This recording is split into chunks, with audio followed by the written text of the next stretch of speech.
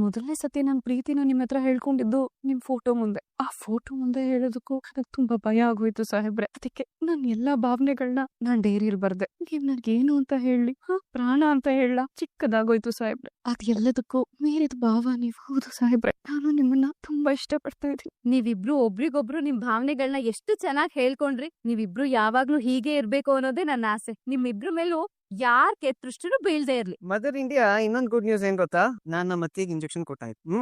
ನೋಡಿ ಖಾಲಿ. ಭೂಮಿ, ನಿನ್ನೆ ರಾತ್ರಿ ಯಾವಾಗ ನೀನು ನಿನ್ನ ಮನಸ್ಸಿನ ಪ್ರೀತಿನ ಅಜಿತ್ನಿಗೆ ಹೇಳ್ಕೊಂಡ್ಯೋ ಆಗ ಪಾಪ ಅವನಿಗೆ ಸರಿಯಾಗಿ ಅರ್ಥ ಆಗಿಲ್ಲ. ಯಾಕೆ ಹೇಳು? ಅವನು ಸಂಗೀತ ಮನಗುಂಗಲ್ಲಿದ್ದ, ತಾಯಿನ ಅಷ್ಟೊಂದು ಹಚ್ಕೊಂಡಿದ್ದಾನೆ. ಹಾಗಾಗಿ ಆ ಉದ್ವೇಗದಲ್ಲಿ ಅವನು ನಿನ್ ಮೇಲೆ ಏನೇನೋ ಕೂಗಾಡ್ಬಿಟ್ಟಿದ್ದಾನೆ. ದಯವಿಟ್ಟು ಮನಸ್ಸಿಗೆ ಹಚ್ಕೊಬೇಡ. ಯಾವಾಗ ನೀನು ಸಂಗೀತಮ್ಮ ಮುಂದೆ ನಿನ್ನ ಮನಸ್ಸಿನ ಭಾವನೆಗಳನ್ನ ಹೇಳ್ಕೊಂಡ್ಯೋ ಆಗ ಇವನಿಗೆ ಅರ್ಥ ಆಯ್ತು ನೀನು ಅವನನ್ನ ಎಷ್ಟೊಂದು ಪ್ರೀತಿಸ್ತಿದ್ಯಾ. ಈಗ ನಿನ್ನ ಬಗ್ಗೆ ಅಜಿತ್ನಿಗೆ ಗೊತ್ತಾಗ್ಬಿಟ್ಟಿದೆ. ಹಾಗೆ ಅವನ ಬಗ್ಗೆ ನಿನಗೀಗ ಗೊತ್ತಾಗಬೇಕಾಗಿದೆ. ನಿನ್ನ ತರನೇ ಪಾಪ ಅವನು ತನ್ನ ಪ್ರೀತಿನ ಹೇಳ್ಕೋಬೇಕು ಅಂತ ಸಾಕಷ್ಟು ಸರ್ತಿ ಪ್ರಯತ್ನ ಪಟ್ಟ. ಪ್ರತಿ ಸರ್ತಿನೂ ಅವ್ನು ನಿನ್ನ ಹತ್ರ ಬಂದು ಪ್ರೀತಿನ ಹೇಳ್ಕೋಬೇಕು ಅಂತ ಬಂದಾಗ ಅವನಲ್ಲಿ ಒಂದು ಭಯ ಕಾಡ್ತು, ಎಲ್ಲಿ ನೀನು ನಿರಾಕರಿಸಿ ಬಿಡ್ತೀಯೋ ಅಂತ. ಆದ್ರೆ ಪರೋಕ್ಷವಾಗಿ ಅವನು ತನ್ನ ಮನಸ್ಸಿನ ಭಾವನೆಗಳನ್ನ ಬೇಕಾದಷ್ಟು ಸಾರಿ ನಿನ್ನ ಮುಂದೆ ಹೇಳ್ಕೊಂಡಿದ್ದಾನೆ. ಆದ್ರೆ ಆ ಸಂದರ್ಭದಲ್ಲಿ ಅದು ನಿನಗೆ ಅರ್ಥ ಆಗಿಲ್ಲ. ಅದು ಬಿಡು, ಇವ್ರ ಬಗ್ಗೆ ನಿನ್ನ ಮನಸ್ಸಲ್ಲಿ ಅಷ್ಟೊಂದು ಭಾವನೆಗಳೆಲ್ಲ ಇದ್ರೂ ಕೂಡ ನೀನ್ ಯಾಕೆ ಹೇಳ್ಕೊಳ್ಳಿಲ್ಲ? ಇವ್ರಿಗೆ ಅದೇ ಭಯನೇ ನನ್ಗೂ ಕಾಡ್ತಾ ಇತ್ತು ಸತ್ಯನ. ಸಾಹಿತ್ಯ ಅವ್ರನ್ನು ಮರೆಯಕ್ಕಾಗ ಅವರನ್ನೇ ಉಸಿರು ಅಂತ ಬದುಕ್ತಿದ್ದವ್ರು ಇವ್ರು. ಇವ್ರ ಮುಂದೆ ನನ್ ಪ್ರೀತಿನ ಹೇಗ್ ಹೇಳ್ಕೊಳ್ಳಿ? ಅದನ್ನೆಲ್ಲ ಮೀರ್ ನನ್ ಹೇಳ್ಕೊಂಡ್ರು. ಅಗ್ರಿಮೆಂಟ್ ಪೇಪರ್ನ ತನ್ನ ಮುಖದ ಮುಂದೆ ತೋರಿಸಿ ಆಯ್ತು ಬಿಟ್ರೆ ಭಯ ನನ್ ತುಂಬಾ ಕಾಡ್ತಾ ಇತ್ತು. ಓಹೋ, ಇದು ಕತೆ. ಇದಕ್ಕೊಂದು ಹಿನ್ನೆಲೆ ಹೀಗೆ ಅರ್ಥ ಆಯ್ತು. ಅವನು ಪ್ರೀತಿ ನಿನ್ ಮುಂದೆ ಹೇಳ್ಕೊಳಕ್ ಬಂದಾಗ ನೀನ್ ಹೆದರ್ಕೊಂಡು, ನೀ ಹೇಳಕ್ ಹೋದಾಗ ಅವನು ಹೆದರ್ಕೊಂಡು, ಇಬ್ಬರ ಮಧ್ಯೆ ನಾನು ನಿಮ್ಮ ಪ್ರೀತಿನ ಹೇಳ್ಕೊಳ್ತೀನಿ ಅಂತ ಹೋದ್ರೆ ನೀನ್ ಬಿಡ್ಲಿಲ್ಲ, ಇವ್ರು ಬಿಡ್ಲಿಲ್ಲ. ಉತ್ರೆ ಹೊಲ ಚಂದ, ಬಿತ್ರೆ ಬೆಳೆ ಚಂದ ಅನ್ನೋ ಹಾಗೆ ಪ್ರಯತ್ನ ಇಲ್ಲದೆ ಯಾವ ಫಲನೂ ಇಲ್ವೇ ಇಲ್ಲ. ಆದ್ರೆ ಭಗವಂತನ ದಯ ಸದ್ಯ ಈಗ ಒಬ್ಬರನ್ನೊಬ್ರು ಅರ್ಥಕೊಂಡ್ರಲ್ಲ, ಅಷ್ಟ್ ಸಾಕು. ಇನ್ನು ಮುಂದೆ ಎಲ್ಲವನ್ನ ಮರೆತು ಬಿಟ್ಟು ಸಮಾಜದಲ್ಲಿ ಆದರ್ಶ ಗಂಡ ಹೆಂಡತಿ ತರ ಬದುಕಿ ದಯವಿಟ್ಟು ನನ್ನ ಆಸೆನ ನೆರವೇರಿಸಿ. ಬೇಡ ಸತ್ಯನ, ಇದ್ಯಾಕೋ ಸರಿ ಬರಲ್ಲ. ನಾನೊಬ್ಳು ಆಫ್ಟರ್ ಆಲ್ ಟೀಮ್ ಆರೋಳು. ನನ್ನ ಅಪ್ಪ ಕುಡುಕ, ನನ್ ತಾಯಿ ಕೊಲೆಗಾತಿ. ಈ ಜ್ಞಾನ ನನ್ಗಿಲ್ದೆ ಇವ್ರನ್ನ ಪ್ರೀತಿಸ್ ತಪ್ಪು ಮಾಡ್ಬಿಟ್ಟೆ ಸತ್ಯನ. ಮತ್ತೊಂದ್ಸತಿ ನನ್ ಜೀವನದಲ್ಲಿ ಅಂತ ತಪ್ಪು ನಾನ್ ಮಾಡಲ್ಲ. ಅವ್ರಿಗೆ ಹೇಳ್ಬೇಡಿ. ಅಲ್ಲಮ್ಮ, ಅದು ಸತ್ಯನ ದಯವಿಟ್ಟು ಇದ್ರ ಬಗ್ಗೆ ಚರ್ಚೆ ಮಾಡ್ಬೇಡಿ. ಇನ್ಮೇಲೆ ಅವ್ರ ದಾರಿ ಅವ್ರಿಗೆ, ನನ್ ದಾರಿ ನನ್ಗೆ. ಭೂಮಿ, ಅವಸರ ಪಡಬೇಡ ಪ್ಲೀಸ್ ಪ್ಲೀಸ್. ಅಜಿತ, ಏಯ್ ನೋಡು, ನೀನ ಭೂಮಿ ನಿಜವಾಗ್ಲು ಅವಳೋಗ್ತೀರಾ ಇವನೋಗ್ತೀರಾ? ಬೇಕಲಾಟ ಶುರು ಆಯ್ತಲ್ಲಪ್ಪ. ಆಂಜನೇಯ, ಅಮ್ಮ, ಮಾಮ್, ಇನ್ನು ಸ್ಪ್ರೇ ಹೊಡ್ಕೋತಾ ಇದ್ಯಾ? ನಿನ್ನೆ ರಾತ್ರಿ ಪೇನ್ ಕಿಲ್ಲರ್ ತಗೊಂಡ್ಮೇಲೂ ಇನ್ನೂ ಪೇನ್ ಹೋಗಿಲ್ವಾ?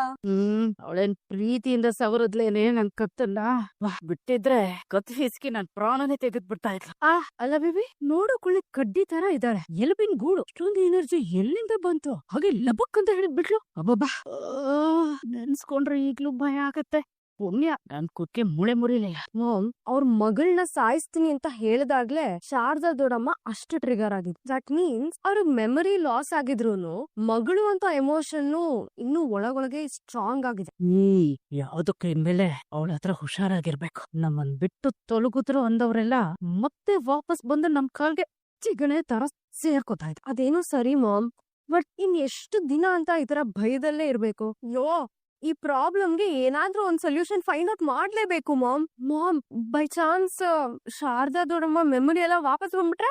ರಿವಾಲ್ವರ್ ನ ನೋಡಿ ನನ್ನ ಯಾರೋ ಶೂಟ್ ಮಾಡಿದ್ರು ಅನ್ನೋ ನೆನಪು ವಾಪಸ್ ಬಂತು ಅಂದ್ರೆ ಮುಂದಕ್ಕೆ ಏನೇನೋ ನೋಡಿ ನನ್ನ ಶೂಟ್ ಮಾಡಿದ್ ಇವಳೆ ಅಂತ ನಿನ್ನೆನ್ ತೋರ್ಸ್ಬಿಟ್ರೆ? ಪಾಸಿಬಿಲಿಟೀಸ್. ಅದಕ್ ಮುಂಚೆನೆ ಅವ್ರಿಗೊಂದು ಗತಿ ಕಾಣಿಸ್ಬೇಕು. ಸಾಲದಕ್ಕೆ ಈಗ ಅಜಿತ್ ಬೇರೆ ನನ್ನ ಡೌಟ್ ಅಲ್ಲೇ ನೋಡ್ತಿದ್ದಾನೆ. ಅಜಿತ್ ಯಾಕೆ ಶ್ರವಣ್ ರೂಮಿಗೆ ಹೋಗ್ತಿದ್ದಾನೆ? ಬೇಬಿ ಇಲ್ಲೇ ಇರೋ, ಏನು ಅಂತ ನೋಡ್ಕೊಂಡ್ಬರ್ತೀನಿ. ಸರ್ ಅಜಿತ್ ಕುತ್ಕೋ.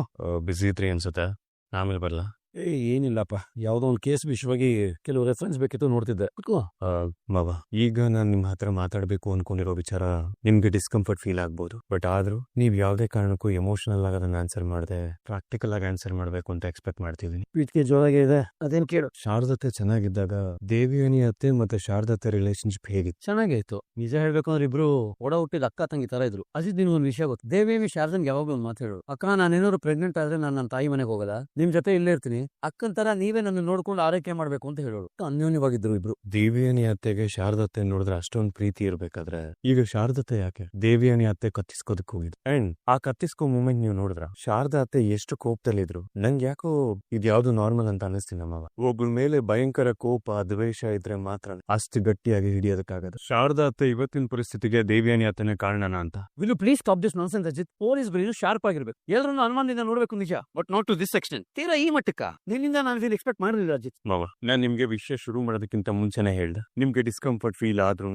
ನೀವು ಎಮೋಷನಲ್ ಆಗಿ ಆನ್ಸರ್ ಮಾಡದೆ ಪ್ರಾಕ್ಟಿಕಲ್ ಆಗಿ ಆನ್ಸರ್ ಮಾಡ್ಬೇಕು ಅಂತ. ನೀವು ನನ್ನ ತಪ್ಪು ತಿಳ್ಕೊತಾ ಇದೀರ ಮಾವ. ನಾನ್ ತಪ್ಪು ತಿಳ್ಕೊಂತಿಲ್ಲ, ನಿನ್ನ ತಪ್ಪು ತಿಳುವಳಿಕೆನ ದೂರ ಮಾಡ್ತೀನಿ. ಒಂದ್ಸಲ ನಮ್ ಗಾರ್ಡನ್ ಅಲ್ಲಿ ಶಾರದಂಗೆ ಹಾವು ಕಚ್ಚಕ್ಕೆ ಅಂತ ಬಂದಾಗ ದೇವಿಯಾನಿ ಮಧ್ಯೆ ಬಂದು ಶಾರದನ ಆ ಹಾವಿಂದ ಕಾಪಾಡಿದ್ಲು. ಆಗ ದೇವಿಯಾನಿ ತುಬು ಗರ್ಭಿಣಿ. ಆ ಹಾವು ನನಗೆ ಕಚ್ಚಿದ್ರೆ ನನಗಾಗ್ಲಿ ನನ್ನ ಮಗುಗಾಗ್ಲಿ ತೊಂದರೆ ಆಗುತ್ತೆ ಅಂತ ಗೊತ್ತಿದ್ದು ಅವಳು ಅಷ್ಟು ದೊಡ್ಡ ರಿಸ್ಕ್ ನ ತಗೊಂಡಿದ್ದಾಳೆ. ಇದ್ರಲ್ಲಿ ಅರ್ಥ ಆಗಲ್ವಾ ಅವ್ರಿಬ್ರು ನಡುವೆ ಎಂತ ಸಂಬಂಧ ಇತ್ತು ಅಂತ? ಮುಟ್ಟಾಳ, ಅದು ಹಲ್ಲಕ್ಕಿತ್ತ ಹಾವು ನಾನೇ ಬೇಕು ಅಂತ ಶಾರದನ್ ಮೇಲೆ ಎಸ್ದು ನಾನೇ ಹೋಗಿ ಕಾಪಾಡ್ದಂಗೆ ಸೀನ್ ಕ್ರಿಯೇಟ್ ಮಾಡ್ದೆ. ನಾನ್ ಎಷ್ಟು ಒಳ್ಳೆಯವಳು ಅನ್ನೋದಕ್ಕೆ ಎವಿಡೆನ್ಸ್ ಬೇಕಲ್ಲ, ಅದಕ್ಕೆ. ಅಜಿತಾ ಪ್ಲೀಸ್, ದೇವಿಯಾನಿ ಬಗ್ಗೆ ಅನುಮಾನ ಪಡೋದಕ್ಕೆ ಹೋಗ್ಬೇಡ. ಅದ್ರ ಬದಲು ಬೇರೆ ಆಂಗಲ್ ಇಂದ ಇನ್ವೆಸ್ಟಿಗೇಷನ್ ಮಾಡಬಹುದು ಅಂತ ಟ್ರೈ ಮಾಡು. ಏ ಅಜಿತಾ, ಹ್ಮ್? ಅಪ್ಪು ನೋಡು ಆಗ್ಲೇ ಮನೆಗ್ ಹೋಗ್ತೀನಿ ಅಂತಿದ್ದಾಳೆ. ಅಮ್ಮ ಈಗ ತಾನೇ ಡಿಸ್ಚಾರ್ಜ್ ಆಗಿದ್ದಾರೆ. 1-2 days ಇಲ್ಲೇ ಇದ್ದು ಆಮೇಲೆ ಹೊರಡ್ಬೋದಾಗಿತ್ತಲ್ವಾ? ಇಲ್ಲ ಅಜಿತು, ನಿಮ್ ಬಾವ ಟ್ರಿಪ್ ಇಂದ ಬರ್ತಿದ್ದೀನಿ ಅಂತ ಕಾಲ್ ಮಾಡಿದ್ರು. ನಾನು ಅವ್ರು ಬರೋಷ್ಟು ಮನೇಲಿ ಇರ್ಬೇಕಲ್ವಾ?